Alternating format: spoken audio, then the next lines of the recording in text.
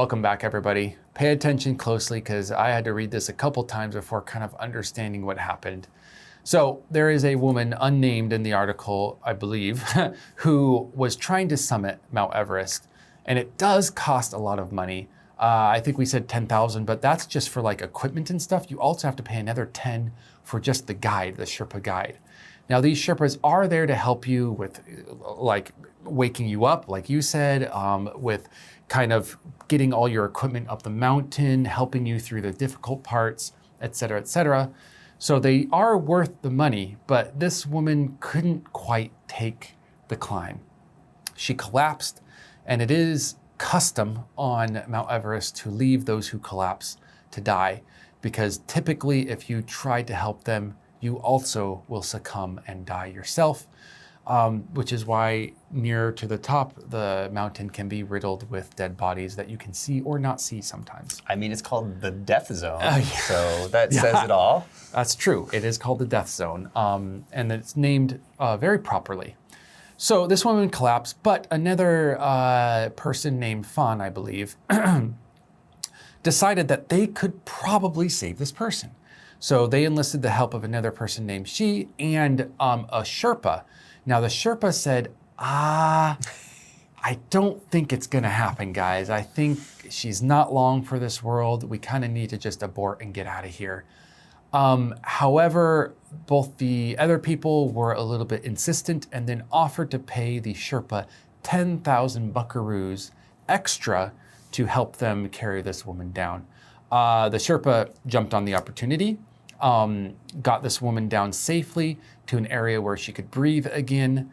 And upon waking up, unbeknownst to her, this Sherpa had been promised $10,000. So when she woke up, the Sherpa and I believe both the people expected her to pay the 10,000.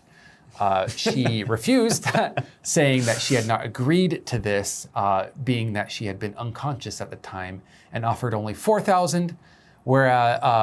So then the other two people who saved her decided to pay the full 10,000 to the Sherpa themselves. They all got back, and she apparently got a lot of criticism for not paying the $10,000, saying that she was, I guess, a little callous and unthankful for her life.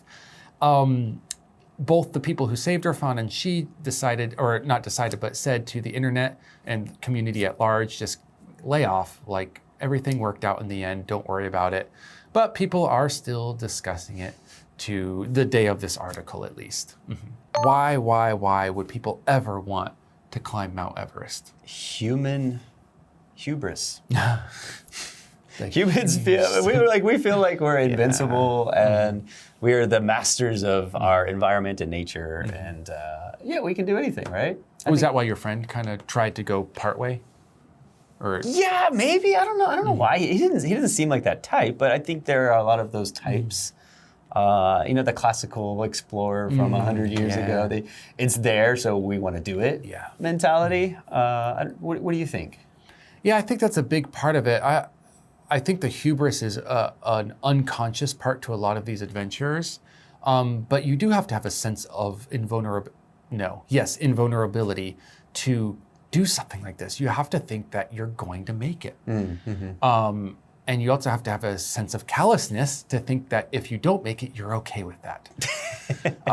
But yeah, I think it's kind of a sense of adventure and a little bit of sense of achievement that you can kind of share with your friends later. There's no sense of self-preservation, though. Yeah, none of that. Not like we have. Yeah. But you can tell your friends, hey, I climbed Mount Everest. What have you done? And you'll be like, I didn't do that. Didn't do something stupid. No, I'm just joking. But I'm alive, at least. But yeah, I think it's a little bit of boasting a little bit. Sure. Or maybe I shouldn't say boasting. Bragging. Mm-hmm. Low-key bragging, I guess. Yeah, yeah.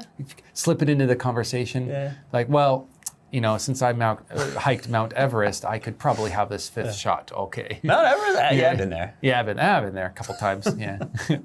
Nothing much. Oh, wow. Anyways, let's go ahead and not pass out on this vocabulary, but be pretty active in studying it and using it in your everyday language. And we'll see you guys in the next one. Bye. Bye.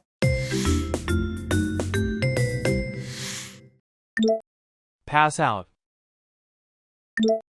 Pass out. Callous. Callous. Abort. Abort. Refrain. Refrain. Stingy. Stingy.